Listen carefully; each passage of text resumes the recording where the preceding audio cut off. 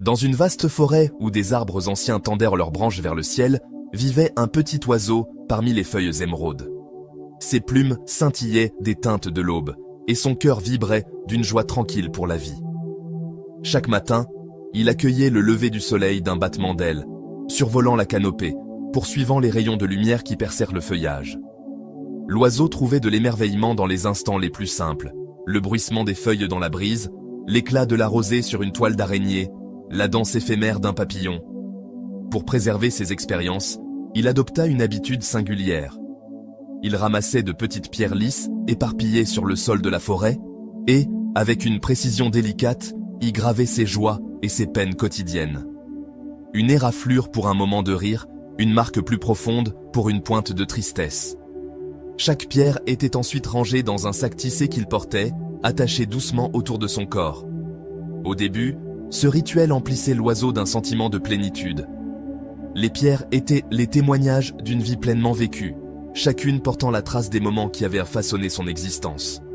Le poids du sac était léger à ses débuts, à peine perceptible, tandis qu'il voltait de branche en branche. Il s'arrêtait pour admirer sa collection, passant son bec sur les motifs gravés, revivant la chaleur d'un après-midi ensoleillé ou la douleur d'une soirée solitaire.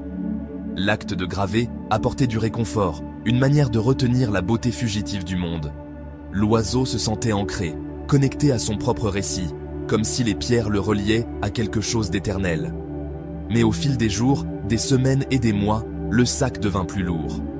Poussé par un besoin insatiable de capturer chaque instant, l'oiseau le remplissait de nouvelles pierres. Chaque expérience réclamait son propre marqueur, et l'oiseau ne pouvait se résoudre à en laisser une seule derrière lui. Le sac, jadis source de fierté, commença à tirer sur ses ailes.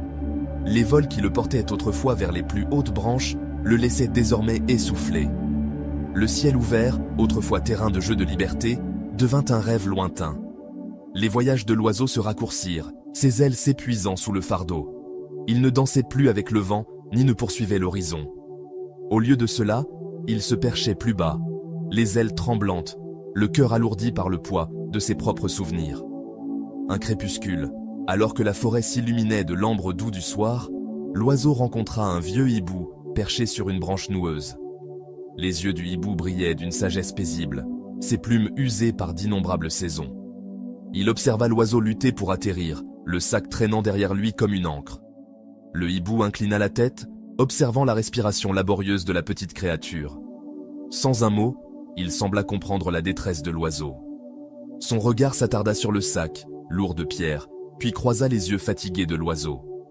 Dans cet échange silencieux, le hibou offrit une vérité douce. Le passé, bien que précieux, n'était pas destiné à être porté comme un fardeau. C'était un guide, pas une chaîne. Les pierres, gravées de moments de joie et de douleur, étaient des leçons pour éclairer le présent, non des reliques à conserver pour toujours. Pourtant, l'oiseau ne pouvait se résoudre à lâcher prise. Les pierres étaient sa vie, son identité. Les abandonner semblait effacer les moments qui le définissaient.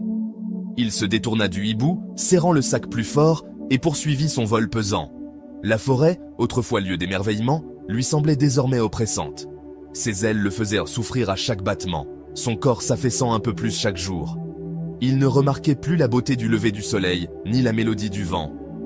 Toute son énergie était consacrée à porter le poids de son passé, un poids qui croissait avec chaque nouvelle pierre ajoutée à la collection.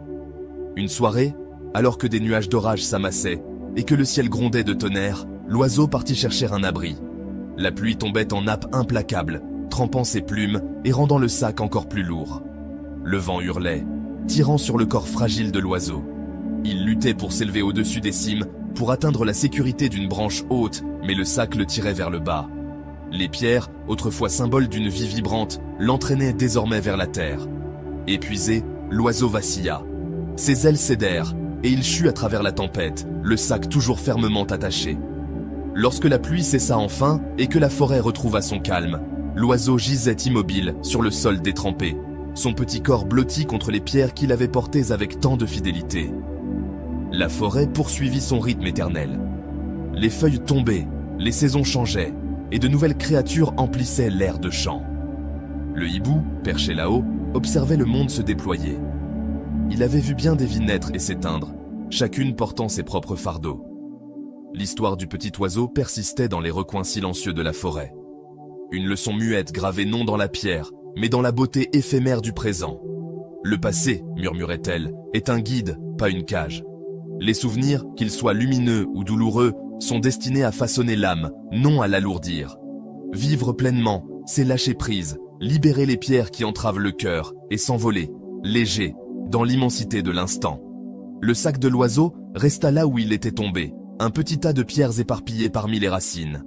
Avec le temps, la mousse les recouvrit, adoucissant leurs contours, les fondant dans la terre. Elles devinrent partie intégrante de la forêt, non plus un fardeau, mais un témoignage discret d'une vie autrefois vécue. Et au-dessus, le ciel s'étendait, vaste et ouvert, attendant ceux qui osaient voler avec des ailes libres, des cœurs légers et des esprits affranchis. La leçon était claire, tissée dans la trame même de la forêt. S'accrocher trop fort au passé, c'est sacrifier le présent. La vie exige du mouvement, une volonté de libérer ce qui ne sert plus le voyage. L'oiseau, dans sa dévotion à ses pierres, avait oublié la joie du vol, la liberté d'un cœur sans entrave. Mais son histoire, portée par le vent, murmurait à tous ceux qui voulaient l'entendre. Lâche prise, vis maintenant et envole-toi vers l'infini du ciel.